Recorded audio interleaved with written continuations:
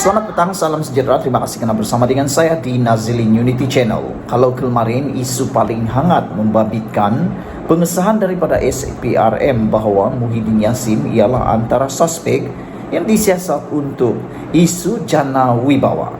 Hari ini SPRM juga tampil memberikan kejutan yang lebih besar melalui Ketua Pengarah SPRM iaitu Tan Sri Azam Baki. Walau bagaimanapun, ianya juga mengaitkan dengan Tengku Zafrul. Sebelum kita teruskan ulasan pada petang ini, mohon kiranya anda tekan butang subscribe. Tekan butang subscribe itu percuma.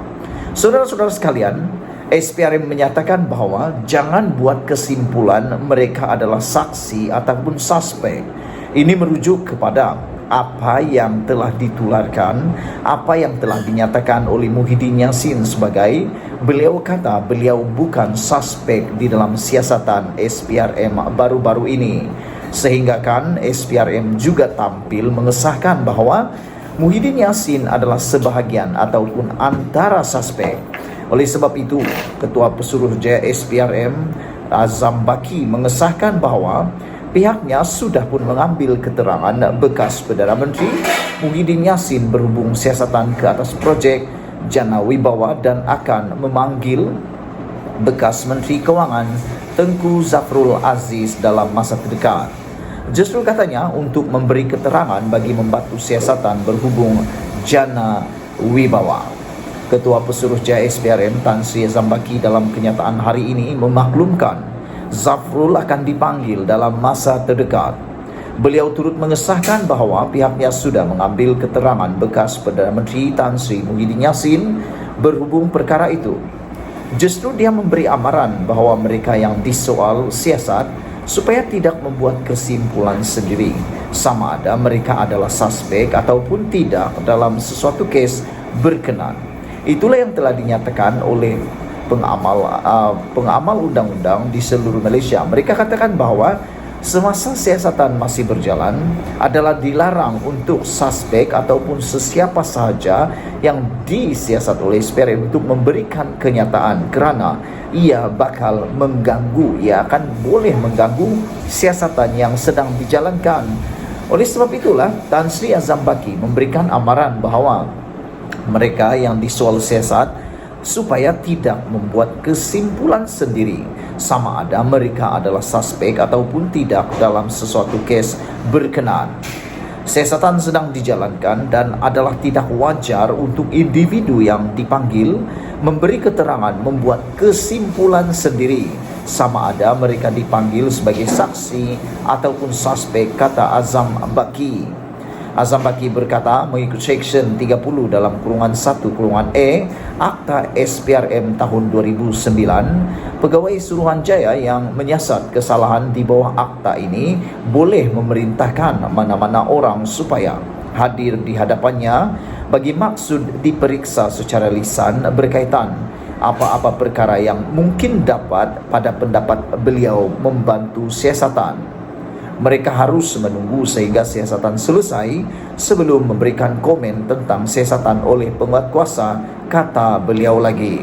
Oleh sebab itu, seperti yang dinyatakan oleh netizen dalam komen mereka kata, memang tepatlah apa yang dikatakan oleh netizen. Mereka kata, sesiapapun yang dalam siasatan sebenarnya dilarang, tidak boleh memberikan apa-apa komen tentang siasatan tersebut oleh penguatkuasa kerana ianya bakal mengganggu siasatan. Semalam media melaporkan Muhyiddin adalah antara individu yang disiasat berhubung projek jana wibawa dan Presiden Bersatu itu dilaporkan sebagai berkata SPRM memanggilnya untuk memberi kenyataan bukan sebagai suspek. Meskipun Azam tidak menyebut secara spesifik, namun adalah dipercayai kenyataannya itu merujuk kepada Muhyiddin yang berkata dirinya satu-satunya saksi dalam kes berkenan. Saudara-saudara, jadi oleh sebab itulah amatlah kita setuju kalau semua orang yang di dalam siasatan SPRM melibatkan jana wibawa ini dapat menghentikan apa-apa kenyataan yang berkaitan, dapat menghentikan apa-apa kenyataan yang berbentuk spekulasi kerana menurut sumber apa-apa bentuk siasatan yang berbentuk spekulasi adalah dilarang sama sekali. Sebelum kita berpisah, sila share video ini. Kita jumpa lagi. Bye-bye. Selamat malam, salam sejahtera. Ini satu pendedahan, satu pengakuan yang tidak pernah kita tahu sebelum ini. Dan pastinya yang berkaitan dengan Muhyiddin Yassin dengan projek Jana Wibawa yang memakan belanja amat besar. Dan saya yakin Anda akan share video ini. Kamu mesti wajib habiskan ulasan ini, karena ulasan ini amat padat dengan maklumat yang tak pernah Anda fikir dan yakin ia muncul di depan mata Anda. Saudara-saudara, hari ini tampil seorang lelaki yang saya pikir cukup berani untuk memberi ancaman politik, ancaman masa depan politik kepada Muhyiddin Yassin. Ini apabila projek Jana Wibawa diberi runding terus, terpilih kepada kontraktor mesra parti tertentu menurut PKMM.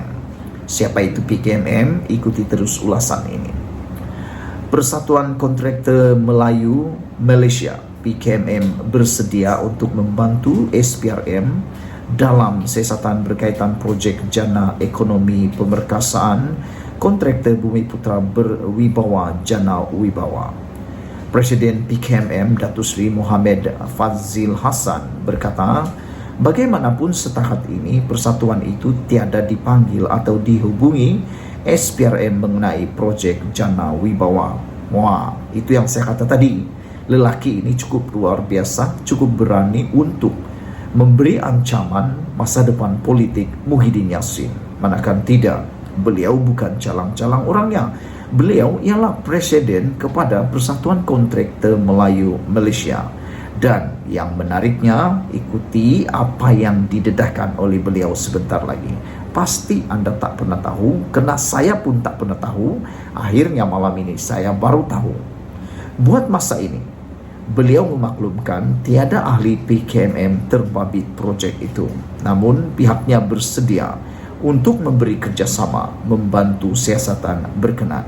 Bayangkan, pengerusi PKMM ini atau Presiden PKMM ini menyatakan bahwa tiada ahli PKMM terbabit projek itu.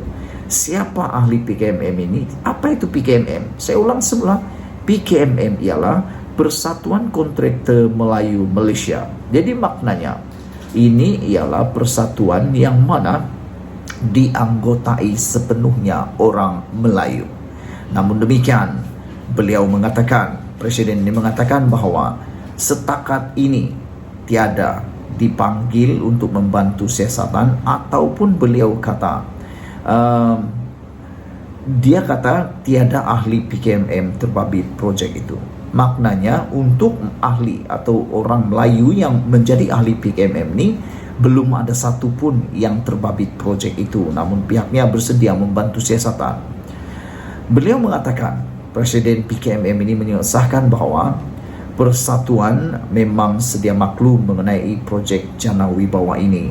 Malah pernah membangkitkan isu ini kepada bekas Perdana Menteri Datuk Seri Ismail Sabri Yaakob yang menyatakan komitmen untuk menyiasatnya. Projek Jana Wibawa diberikan secara tender terrunding terus dan tender terpilih, yang mana ia diberikan kepada kontraktor mesra kepada parti tertentu, dakwanya kepada Berita Harian. Ini lagi satu pendedahan yang memang betul-betul mengejutkan kita. Apabila rupa-rupanya Ismail Sabri Yaakob pun telah dimaklumkan tentang perkara ini, tentang masalah projek isu Jana Wibawa. Tetapi Ismail Sabri Yaakob hanya mengatakan beliau menyatakan komitmen untuk menyiasatnya. Itulah bezanya Ismail Sabri Yaakob dengan Anwar Ibrahim. Ramai Perdana Menteri yang sebelum ini hanya menyatakan komitmen untuk menyiasat, tetapi sehingga mereka tidak berkuasa, tiada siasatan yang dilakukan. Projek Jana Wibawa diberikan secara tender runding terus dan tender terpilih, yang mana ia diberikan kepada kontraktor mesra pada parti tertentu, dakwa Presiden PKMM ini. Siapa parti yang dinyatakan ini dan mengapa kontraktor yang mesra parti itu saja yang dipilih? Saudara ikut terus ulasan ini kena lebih lama kita ulas ini, lebih banyak maklumat yang Anda dapati tak pernah Anda tahu.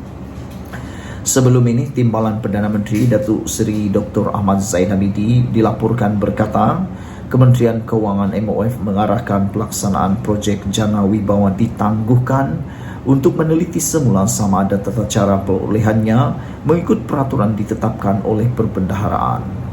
Ahmad Zaid yang juga Menteri Kemajuan Desa dan Wilayah Dipetik berkata penangguhan projek bernilai RM5.7 bilion itu dibuat kerana terdapat unsur kaedah perolehan secara tender terpilih atau runding terus.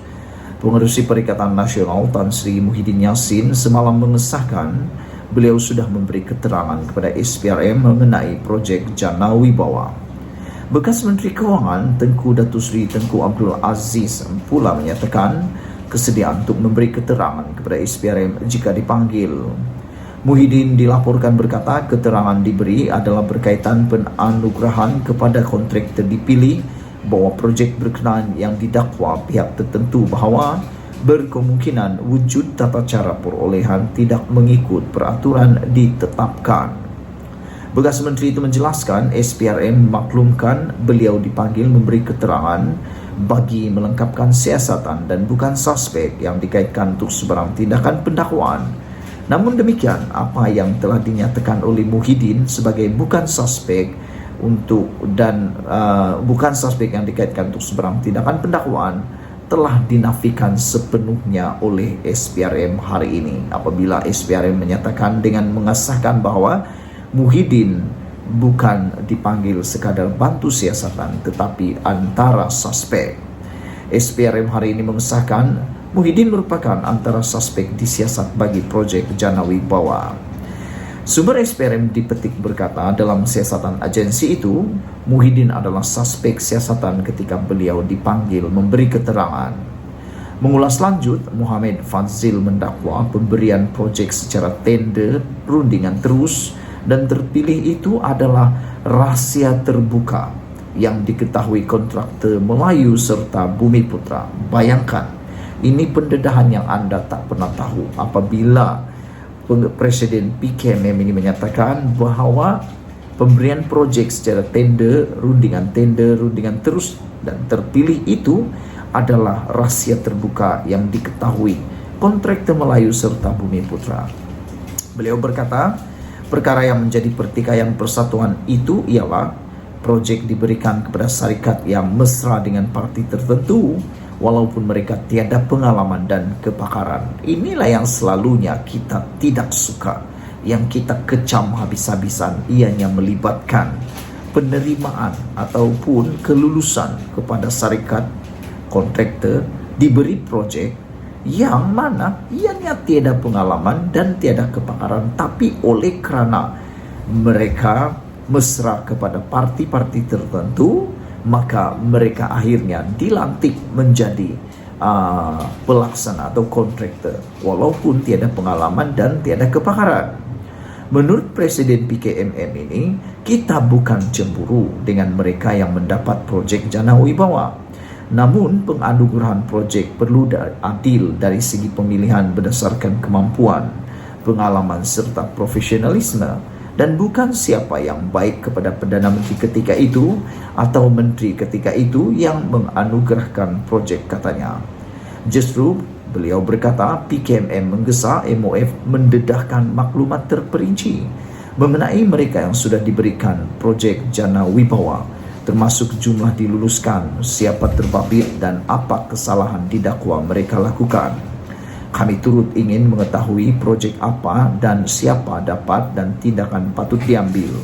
Selain itu, kami mahu tindakan bukan hanya dikenakan terhadap syarikat kontraktor terbabit Jana Wibawa, tetapi juga pegawai kerajaan sama ada di MOF, Jabatan Kerja Raya JKR serta Jabatan Perairan dan Aliran JPS yang terbabit dalam proses pemilihan kontraktor itu, katanya. Untuk rekod, Jana Wibawa diperkenalkan di bawah kerajaan pentadbiran Muhyiddin Yassin bagi mempercepat pelaksanaan projek bertujuan merancangkan ekonomi negara ketika serta pasca pandemik COVID-19 selain meningkatkan kapasiti kontraktor Bumiputra dalam industri pembinaan supaya lebih berdaya saing, berdaya tahan dan berpotensi. Sebelum ini, kerajaan dilaporkan memudahkan kaedah pelaksanaan projek Jana Wibawa secara tender prakelayakan atau rindangan terus supaya impak pelaksanaan segera dapat dirasai oleh ekonomi dan rakyat. Sekian dulu untuk kali ini. Jangan lupa tinggalkan komen anda, tekan butang subscribe dan jumpa lagi. Bye-bye.